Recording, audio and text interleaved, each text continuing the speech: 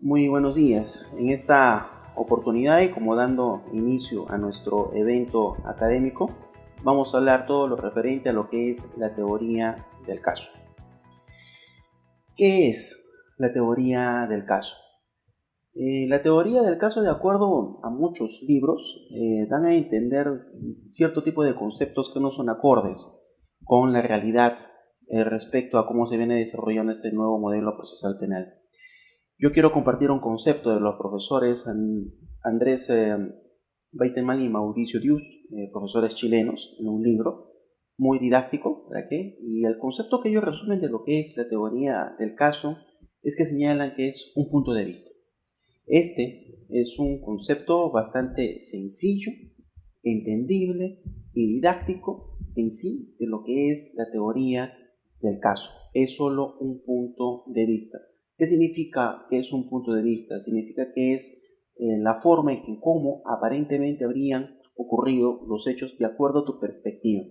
Nuestra normatividad procesal penal, nuestro Código Procesal Penal peruano, no nos dice, no nos da un concepto de lo que es una teoría del caso. Por eso es que es importante que tengan ustedes conocimiento de lo que es en sí una teoría del caso. Bien, como segundo punto, daremos a conocer cuál es la importancia de la teoría del caso. La teoría del caso es demasiado importante, pero para poder desarrollarla, esta teoría del caso tiene que tener las siguientes características. La primera característica que debe tener esta teoría del caso es que debe ser sencilla. La segunda es que tiene que ser simple. La tercera, entendible. Y la más importante es que tiene que ser creíble. No se olviden, son 4 puntos bastante importantes de lo que debería de contener una teoría del caso: la sencillez, su simplitud, su entendimiento y lo más importante, que tenga que ser creíble.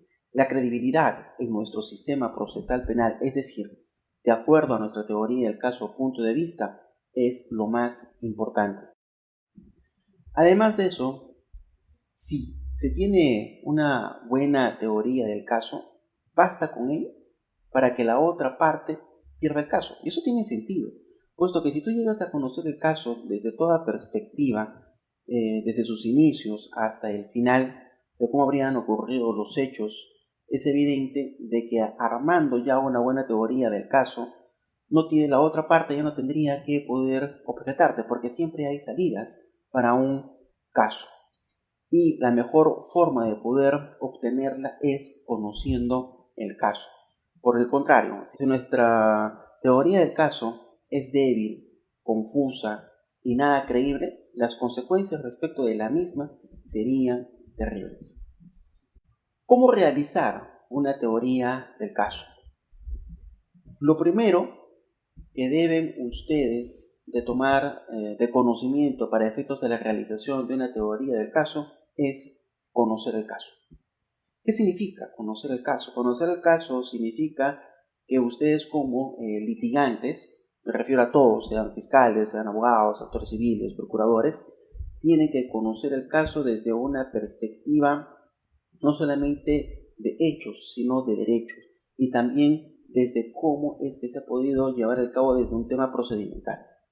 Me refiero desde el inicio en que se ha tomado conocimiento del hecho delictivo hasta el final respecto de la última actuación que se haya podido llevar a cabo, no solamente a nivel fiscal, sino también a nivel judicial. Lo que les estoy diciendo es de que conozcan al detalle. Los casos se ganan al detalle. No existe caso que no se gane si es que no se conoce al detalle. Por eso es que deben de tomar muy en cuenta que si ustedes llegan a conocer el caso en su totalidad, el caso lo tienen ganado y van a hacer una muy buena teoría del caso. En otras palabras, lo que yo les estoy comentando es de que si ustedes conocen el caso, me refiero a que tienen que dormir con el caso. Si van a almorzar, tienen que almorzar con el caso, y lo mismo si es que van a cenar. Tanto así de que al momento de que ustedes se vayan a dormir y empiezan a soñar, estén soñando con el caso. Eso, señores, es conocer el caso, y para eso se requiere mucha actitud, mucha paciencia y mucho conocimiento, porque no todos los casos son iguales. Una vez estudiado el caso, ya se tiene la totalidad de las herramientas necesarias para poder construir y realizar una efectiva teoría del caso. Existen 4 formas para poder hacer una teoría del caso. La primera forma es conocer el caso de forma individual. Es decir, te llega el caso a tu oficina o a tu despacho y lo primero que haces es darle una revisión. Esta es una forma más común y la más corriente que los abogados litigantes realizan cuando tienen un caso en sus manos. Evidentemente es sumamente recomendable, pero solamente para aquellos casos simples. No es recomendable para casos de mediana complejidad, complejos y muy complejos. ¿Cómo uno se da cuenta cuando es un caso complejo? Hablamos, por ejemplo, de los delitos de corrupción de funcionarios, criminalidad organizada, donde hay varios imputados, hay varios delitos. Esos son casos complejos. Los casos sencillos resultan pues evidentes que uno se puede dar cuenta debido a que el delito no resulta ser muy complejo, puede ser un hurto, un robo simple o inclusive un robo agravado, en donde no existe mayor cantidad de imputados. Hasta ahí el caso de forma individual sí es posible verlo, pero la segunda forma, la cual les voy a comentar, es conocer el caso de forma grupal o grupalmente. Esta forma de poder conocer el caso sirve para conocer los casos aquellos que son ya complejos, muy complejos y hasta de mediana complejidad. En esta forma de poder hacer la teoría del caso existe un mecanismo que se llama la lluvia de ideas. Este es un excelente mecanismo para poder llegar a conocer de la mejor forma una teoría del caso. ¿Cómo se desarrolla la lluvia de ideas? La lluvia de ideas es el planteamiento en el cual se coloca una pizarra en el medio o una hoja bastante grande y empiezan los abogados en forma grupal a poder mencionar y escribir las ideas dentro de esa pizarra. Y una vez colocadas las ideas empiezan a fluir con mucha mayor fluidez cuál vendría a ser el planteamiento a adoptarse respecto a esta nueva teoría del caso que se viene, así dependiendo del caso en concreto que le ha llegado a su despacho. La tercera forma de poder conocer el caso es mediante conversaciones casuales. ¿Qué significa esto?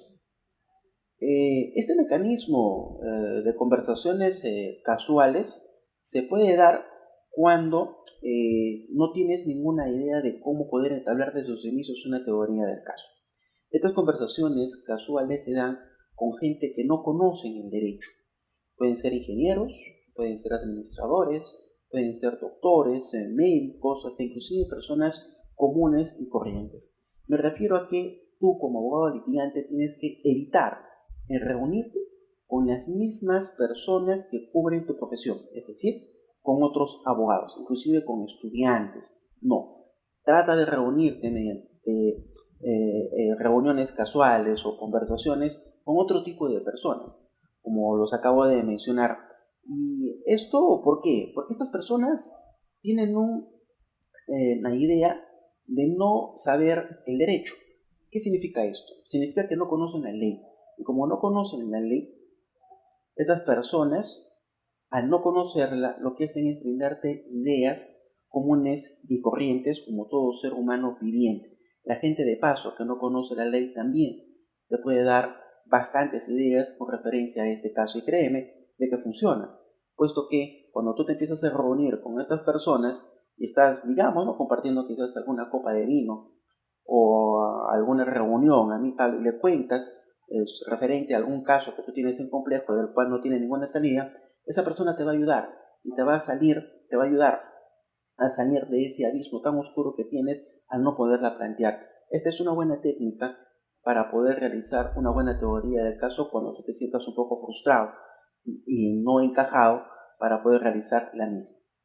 La cuarta forma de cómo realizar una teoría del caso tiene que ver con la conversación que tienes que realizar directamente al investigado, es decir, a tu cliente.